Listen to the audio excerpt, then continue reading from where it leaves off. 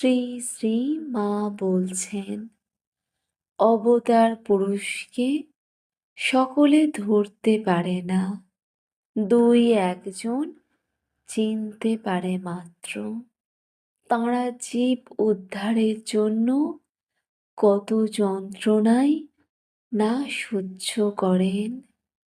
ঠাকুরের গলা দিয়ে রক্ত বের হতো, তবুও কথার বিরাম নেই, কিসে জীবের মঙ্গল হয়। পুজো, জপ, ধ্যান এসবে ভগবান লাভ হয় না, হয় শুধু তার কৃপাতে। তবে ধ্যান জপ করতে হয়, তাতে মনের ময়লা কাটে। যেমন চন্দন ঘষতে ঘষতে গন্ধ বের হয়, তেমনি ধ্যান জপ পূজা করতে করতে তত্ত্বজ্ঞানের উদয় হয়। সেটা হলেই ভগবানের পথে অর্ধেক যাওয়া হয়ে গেল।